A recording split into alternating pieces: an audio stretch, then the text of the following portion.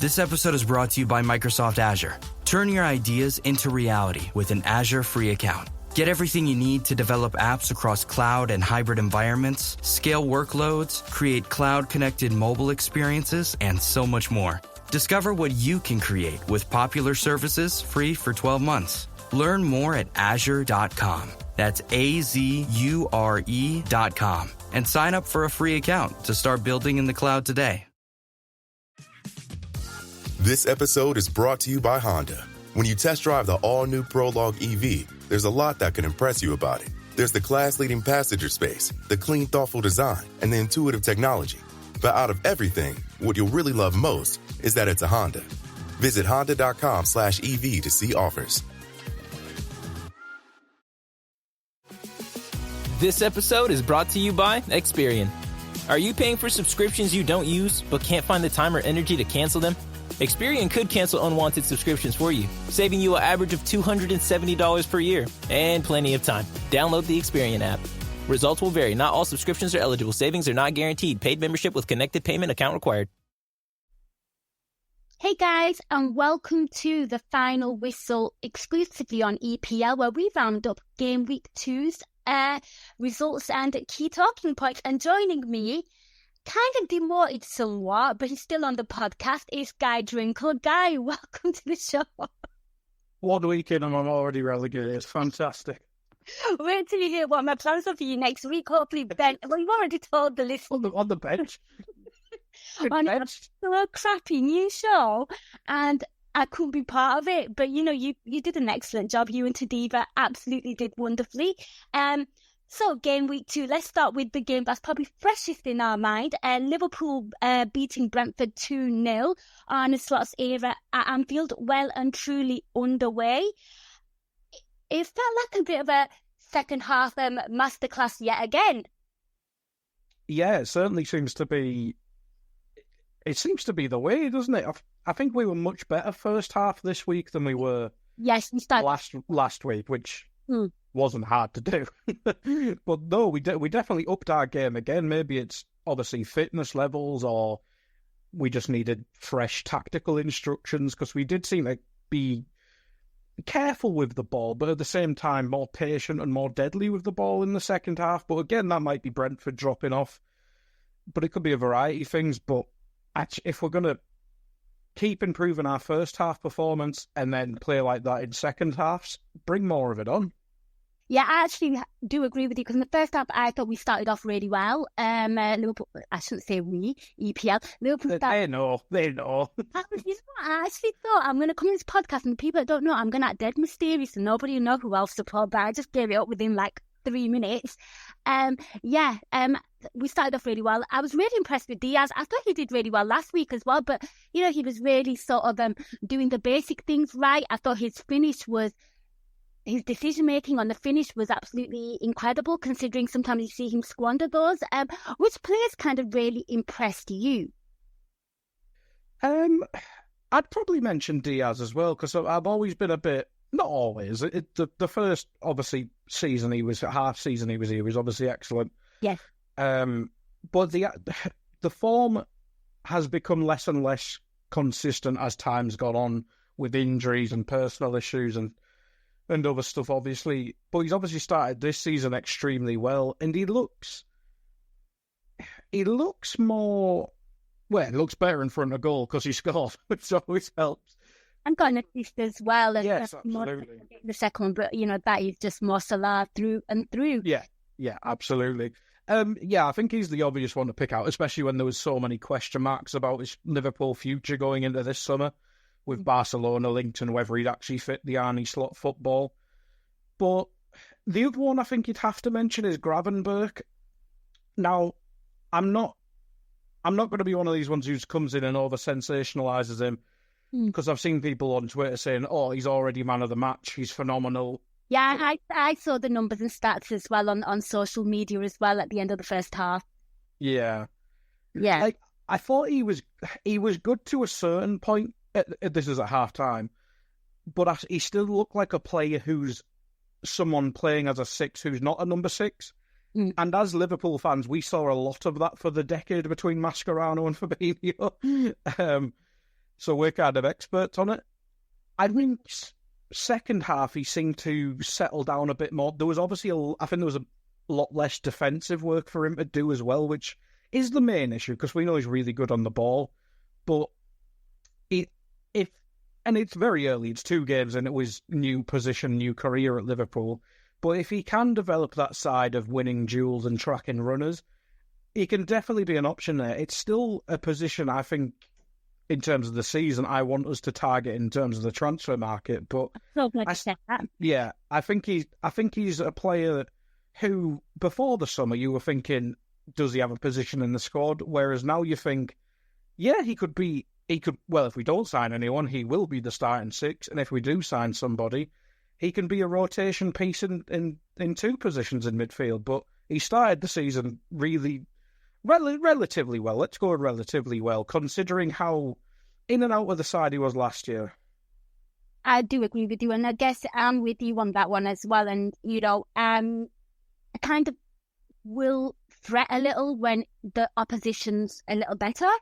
And I think that's where I agree with you, where I think Liverpool truly need to invest in a number 6. We need one. We absolutely need one. Because it looks like, Slot probably doesn't fancy Endo all that much. And, he was bog standard last season, right? So that's Liverpool 2-0.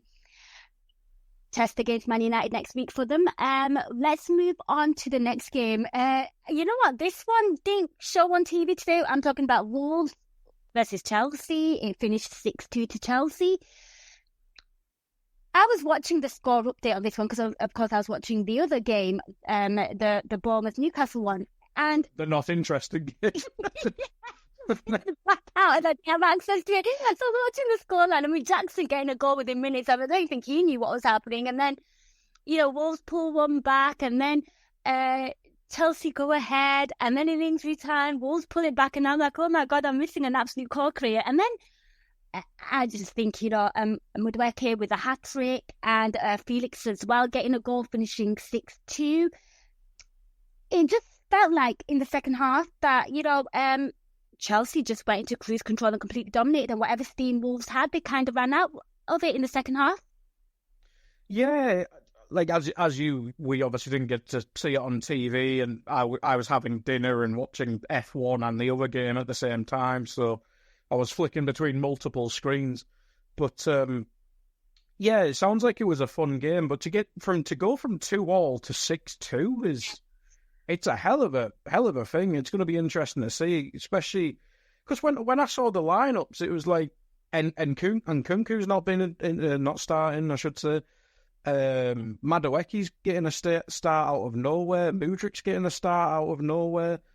It felt like, is he just experimenting? But it obviously worked. It'll be interesting to see how the game actually played out, whether it was actually quite competitive, because I saw Palmer's goal, which was a bit of a worldie, but beyond that I've not really seen much. But in terms of the performance, it'll be interesting to see whether it was really competitive in the first half when it was obviously 2-2 and then it just seemed to steamroll, or did, say, Wolves nick a couple goals and Chelsea were always in charge. So that's going to be the interesting thing to see, because this Chelsea side, I'm sure it's going to vary week to week. It's going to be weeks like this where you're playing a somewhat lesser side than Wolves, who their summer struggles have been documented in terms of having no money, etc. And say if they play Brentford, who Liverpool just played whenever they do, I doubt it'll be something like that. It'll be a different game. So it's going to be really interesting to see Chelsea week to week. But that's been the case for about 3 years now. It really is. I guess my curveball question to you on this one is, how many more players do you think Chelsea are going to sign before the window closes? Oh, God. What do they need? Well, I don't know. They don't need anything. They've definitely got one more in them. They've got one more in them, and it'll be a defender, I reckon. Right, okay, so there you go. Yeah, I'm really interested to see how this one panned out as well, because, Chelsea lost last weekend to Man City, and I thought they put out a pretty decent showing. So sometimes the result doesn't quite project what actually happened on the field. So yeah, I'm with you on that one. It was a blackout, so we're going to have to go back and watch the highlights, when we can. The game that we did watch that you had on in the background, and you know what? I don't blame you for multitasking on this one. Bournemouth won, Newcastle won. I mean, I guess there was a little bit of drama. I thought Bournemouth played really well in the first half, and Semenyo was the one that was maybe trying to do something, and something was going to happen, and of course they do get a goal, and he's involved in it. I thought Semenyo did really well to dispossess Joe Linton, and of course Tavernier getting the goal. What did you make of this game, and just Semenyo's performance? I really like Semenyo. I've had him in FPL last year, and I've tinkered with him this year, so he's always a player I've liked.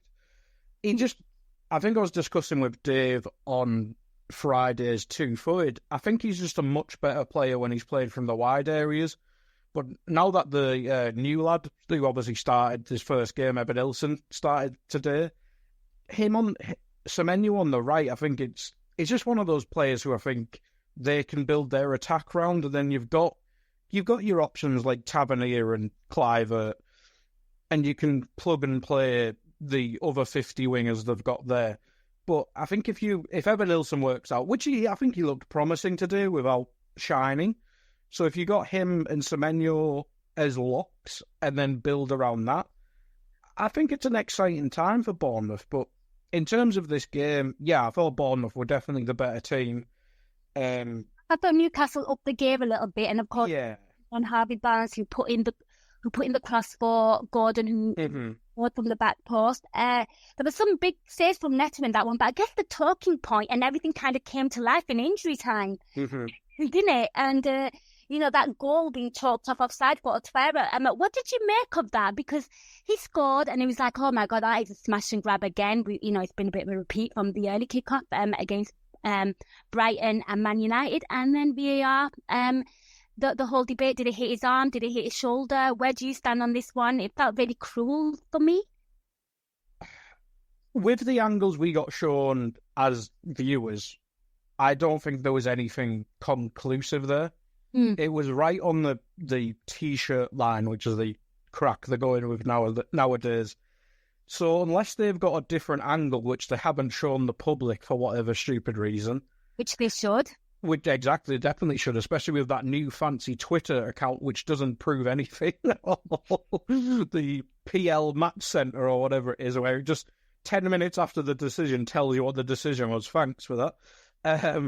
But no, it didn't look like anything conclusive on the angles we've seen as viewers, so I'd feel hard done by. But if they've got an angle where it's actually hit his skin rather than the T-shirt, fair enough. But the Joe Linton one, clotheslines. That's a sending off in a rugby. I know. You know what? I was going to ask you that, because I thought you would want to talk about that, because I was absolutely flabbergasted. Like, how is that? Like, that's a red. Oh, all day. That's an absolute stinker. Like, there may not have been enough time to change the game, but the dearie me. Yeah, I mean, Shaw last week got sent off for far less as well. Absolutely. Yeah. I'm glad you went there, because I know you like talking a little bit about violent conduct on the pitch. So yeah, do you think overall a fair result? Probably not. I think Bournemouth were the better side, but I think it's a good result. I mean, Newcastle, I tipped for the top four. Obviously not the greatest start to the season, but I suppose 4 points when you've had a tough game against Bournemouth where you have to travel to the other end of the country, and Southampton where you're down to 10 men. It's not the worst start. So yeah, I think it's a good result for both. I'd probably say Bournemouth deserved the win though in the actual game. Yeah, you're right. I mean, Newcastle, they do have Champions League aspirations. Those are the kind of games that you do need to win. That game you do need to win. Right, we're going to go to the early kickoff on Saturday.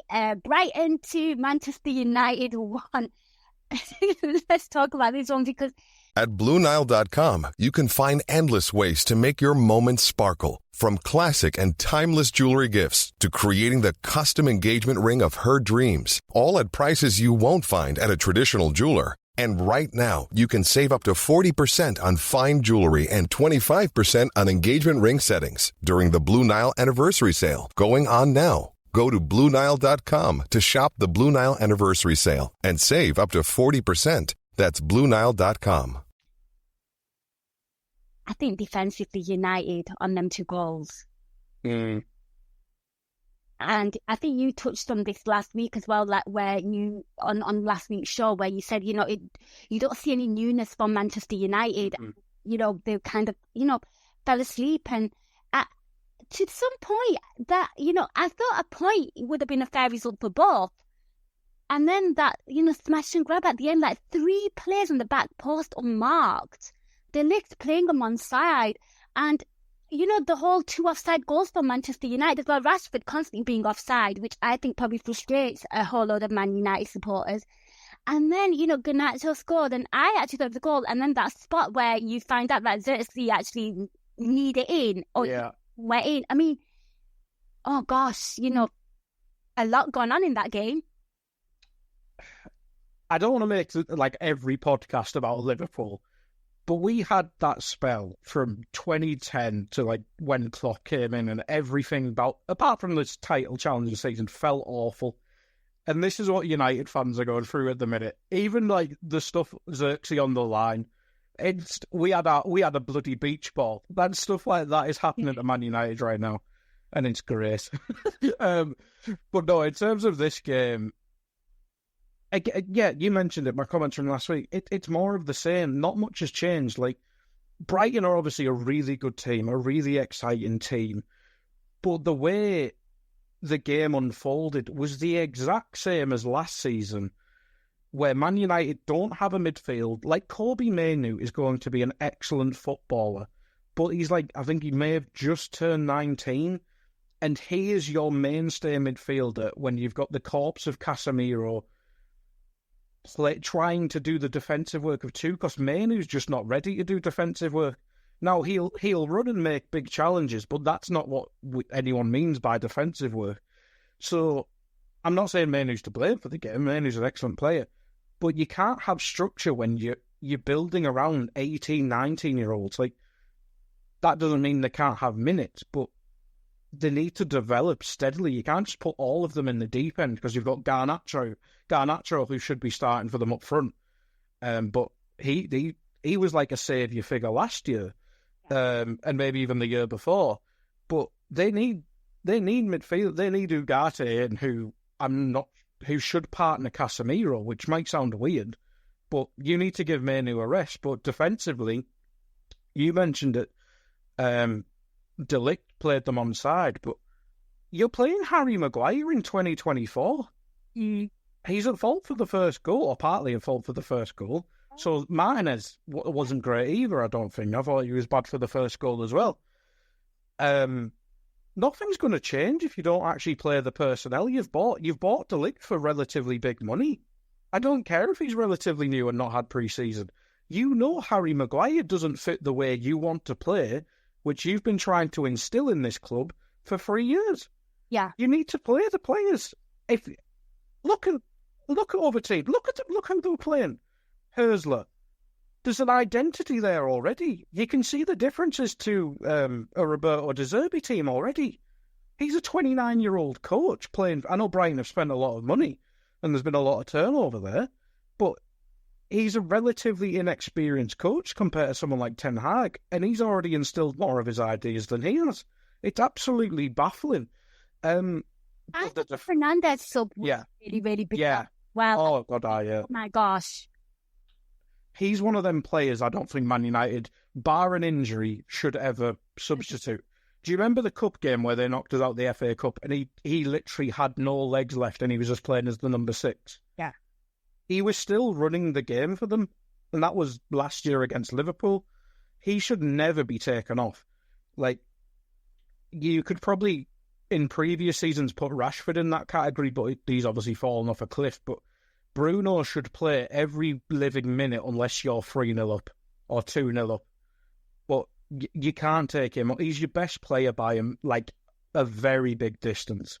I don't think it's even close. Fernandes is their best player by a million miles. Agreed.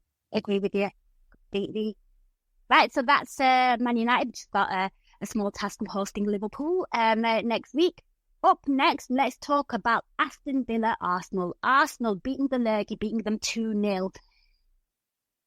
Considering this is Arsenal versus Aston Villa, Guy, a little bit underwhelmed.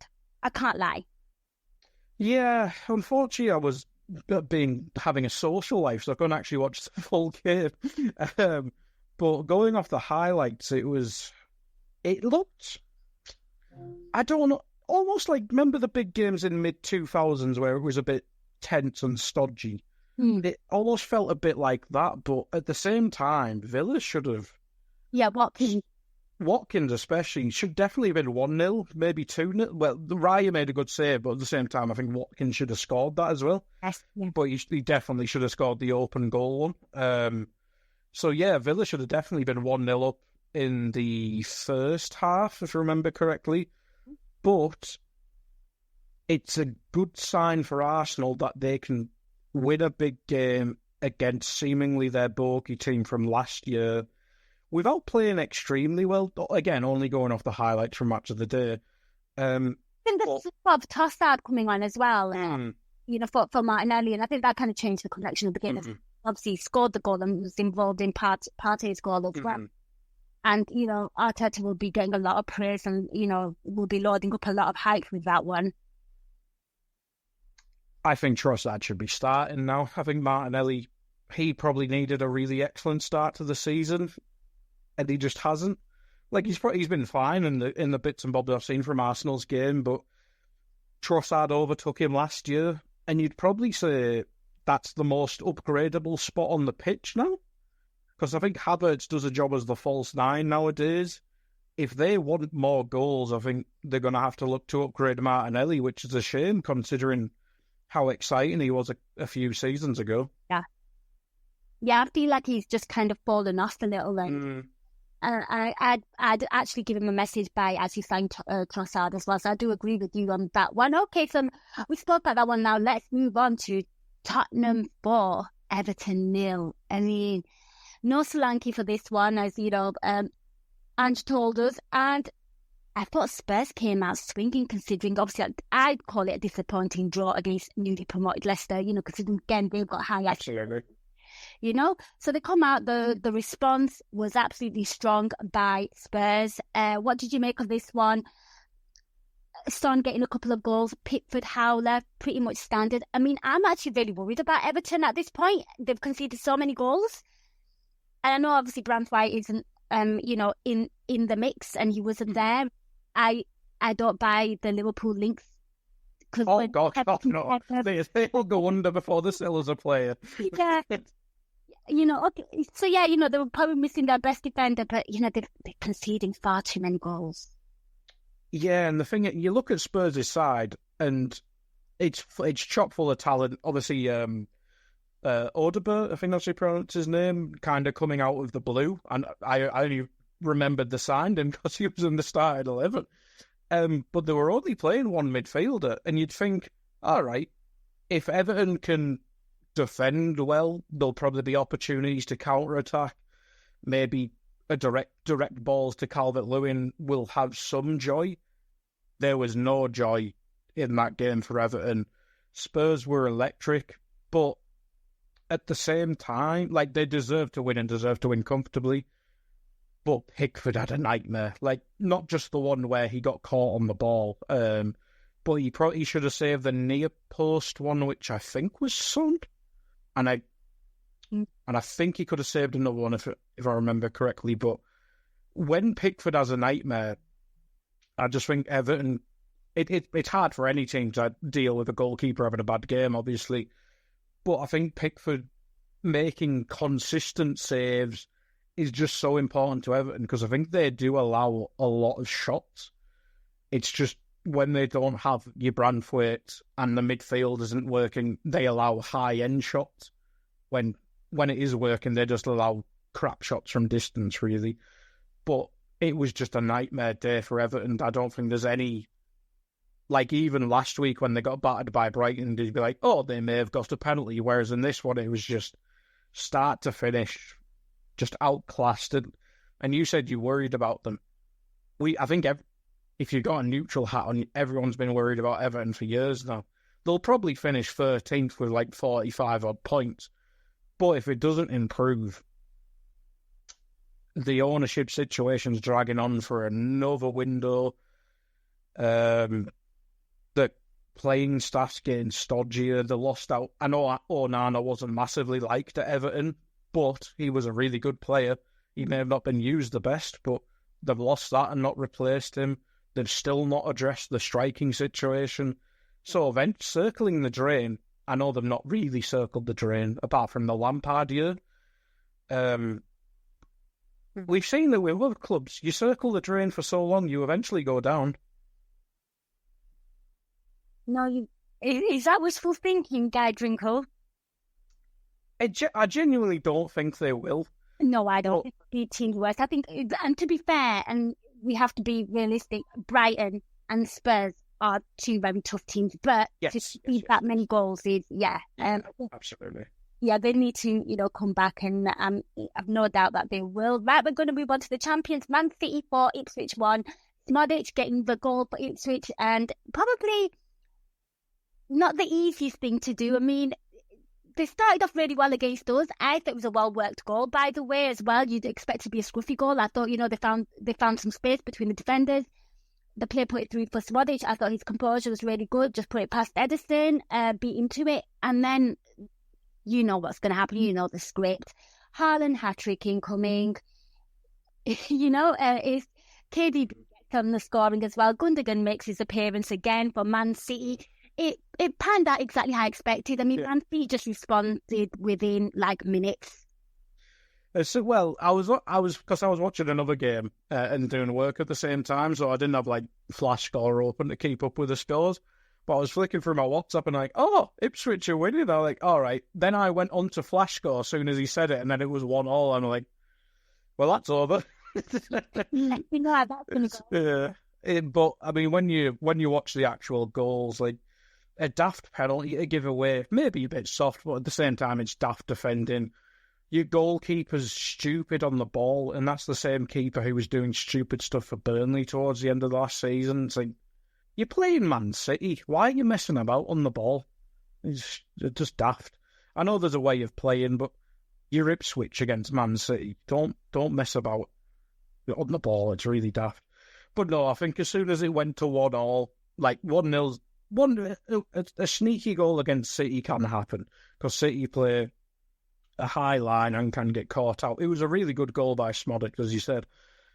But as soon as it went 1-1, you're just like, yeah, Man City are winning this 3-4, 5-1. And yeah, Haaland's just inevitable, isn't he? It's almost it is boring at this point. It's not even it's just genuinely boring. And it's scary, and hopefully he goes to La Liga soon because he's boring.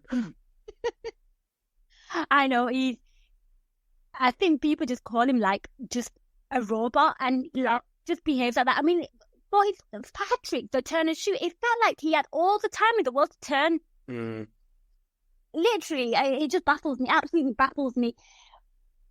Palace, did so well last season. Palace 0, West Ham 2. I thought in the first half, I thought they had the better chances. I thought Eze looked like their focal point. I'm assuming he's still in your fantasy team, Guy. Might change next week. He sort of pull his finger out, I think. I agree. I thought Palace were the better side in the first half. I don't think either side were much better. Yes. But West Ham have Jared Bowen. Crystal Palace don't. The second goal for West Ham was really good. It's just Palace are weird. They've not. Mateta was obviously excellent at the end of last season. He missed a lot of pre-season because he was at the Olympics. They don't really have another option there. They've replaced Elise with Kamada, which is a bit different. They've not brought Sarr in as a starter just yet, so it may take Palace a few weeks, but I think once they find the balance and the strikers get back up to speed, I think they'll be all right. But West Ham, I think they were better than last week against Aston Villa, but Villa's probably a harder test, you'd say. But Souček gets the goal. It's probably one of those players you'd think would be maybe going with someone like David Moyes, that would be going with David Moyes. But I think he's just useful. He gets these big moments, and then Bowen, he just kind of kills the game. He's an excellent player. I think he's captain. I think he's captain now. Yeah, I think West Ham. I think both these sides will have a good season. I think Palace may just take a little while to get going, but I don't think there's any reason to panic for Palace. And of course, it's been quite a busy little time for Palace as well, with them, of course, going, and of course, defender Anderson as well. Yeah, and it looks like Nketiah might be coming in. I'm sure that's just come out by David Ornstein, like before we started. Ah, okay, I'll have to catch up on that. Yeah, so let's see what happens with Palace. Let's, move on to the next one. Let's talk about Southampton, Nottingham Forest. Southampton 0, Nottingham Forest 1. Gibbs White got the goal in the second half, but again, there's a trend with Southampton. They win the possession stats, and they win them quite convincingly. So they have the ball a lot, but then I looked at their XG, and I think you guys touched on it as well. Yeah. I think their XG for this game was 0.2, which is horrendous. I think they had one shot on target in the first half. So I've got the stats in front of me here. Southampton had 65% of the ball. Mm-hmm. How many shots on goal do you think they had? I think they had one on target. They had one on goal, one off target, and whatever a goal attempt is, they had 5 of.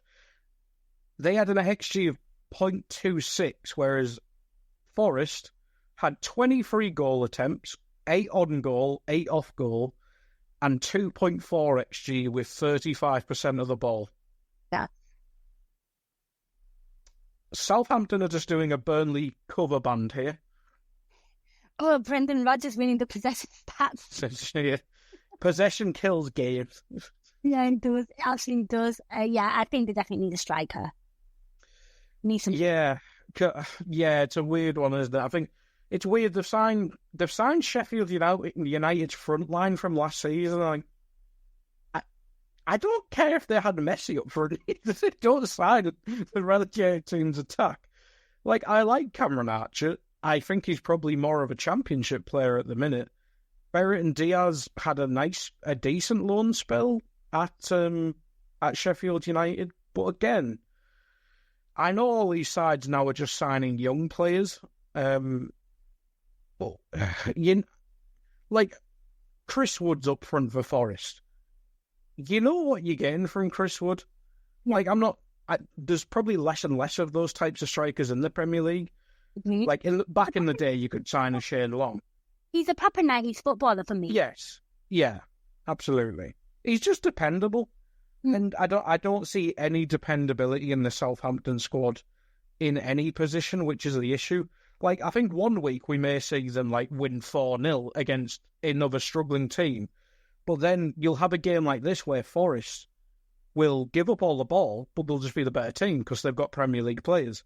Yeah, I think Southampton, I may have had high expectations of them out of pure excitement.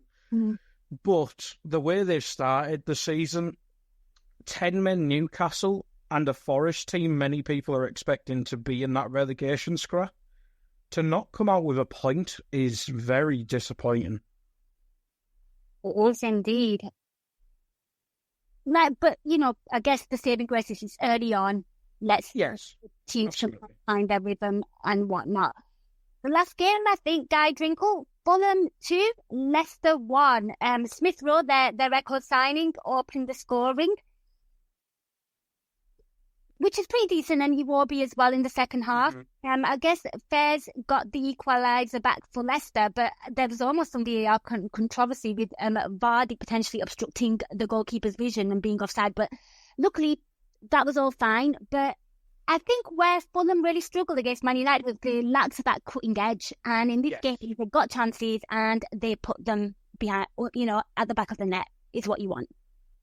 Yeah, obviously playing an easier side than United had helped, but that United game, the Pereira one where he messes up a pass, whereas on this, I think they got the ball to Smith Rowe a lot more in more dangerous areas, which I think is the way they need to build their team around. You've spent 30 to 35 mil on him for a reason. Get him in those areas and I think they'll get results. Because, well, he's shown his quality in the goal. It's just an excellent little finish, but he's always a player I've liked. But that front line for Fulham, it may not have the most killers in terms of it, but Smith Rowe, Rodrigo Muniz had a good spell of scoring last season, yes, but then you've got annoying players like Adama Traore and Iwobi. It's a good, well balanced front line. I think you've just got to get the ball to Smith Rowe and Muniz to actually put the ball in the back of the net. But I think Fulham will be fine. But yeah, it's a good result for Fulham because I think what I mentioned with Forest there, I think promoted sides will target games against your Fulhams and your Forests to pick up points. So for Fulham to beat Leicester, who already got a good, exciting point against Spurs, it's a nice start for Fulham, I think. It is, and just to touch on something of what you and Tadiva spoke about last week as well, there's like some teams like, I think Tadiva called Wolves his forgotten team. Yes. And I look at teams like Fulham and Brentford, and I think, you've been in the Premier League now for, a couple of seasons, especially Brentford, and you kind of want to see them kick on. And I feel like they're kind of stuck in a rut. Yeah, you're waiting for that Brighton jump, aren't you? It's a bit strange, but maybe these sides. I mean, I suppose Fulham, was it last year or was it 2 years ago? I think it was last year. Fulham were in the European hunt for a little bit and then just seemed to die a death. Like, there's all these sides that we've mentioned who've got decent results this weekend. They always seem to have that spell where they're in that top 10 mix, but as soon as they get to like 35 points, it's just, we're safe, we're done for the season. I think some of these sides maybe just have to, I don't know, maybe just push that extra mile, go into an extra gear, and just try and go above and beyond. But no, I don't think Fulham will be anywhere, barring mass injury issues, which could happen to anyone. I think they'll just all, again, a boring, forgettable side who finish 14th to 9th. Mm. Yeah. I guess staying in the Premier League has massive merits. Yes, absolutely. Anyway, and, not every club has the same, aspirations, shall we say, and we should maybe be a bit considerate of that. But Guy, is there anything you kind of feel like we forgot to discuss or talk about? Get it off your chest now. I think that was I mentioned it whilst we were talking about, but I think that was a huge result for Arsenal because they lost the league against Villa last year. Yeah. If they change one of those Villa results, they win the league.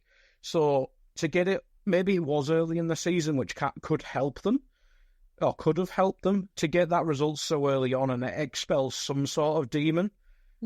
I think that's massive for them. They may obviously transfer to another team where they screw up against, but to play kind of badly and win, or badly in what I've seen of highlights and win, is huge. And it is a cliche, but it's a mark of champions and all that nonsense. But it'd be interesting to see if it actually does result in more success for them. Winning ugly and all that. Right, Guy, that is the end of this show. Thank you everyone for listening. But Guy, lots going on at EPL. Do you want to just let the listeners know what they can expect this week on EPL Index? Tadiwa hasn't mentioned him not doing a tad predictable, so I'm guessing there'll be one of them probably Tuesday or Wednesday. That's usually when they're out. I presume Dave's got 2-footed all week. He hasn't mentioned a day off to me. So just the usual shows. And how long's left in the transfer window? Dave Davis shenanigans. That's what me and you call it. All week, every day, every week, every minute, every day. So yeah, there'll be all the Daves, a bit of Tadiwa, and I'll probably be somewhere, not annoyingly, in the background. But there you go, listener. Plenty to keep you entertained during this transfer window and beyond. Thank you so much for listening. A massive thank you to Guy Drinkle for stepping in and obviously covering it today. Hopefully next week, Ben Pescod should be back and it'll be a new setup again. But really enjoyed this one. Really enjoyed the results. Hope you did too. Take care and we'll catch you in the next episode.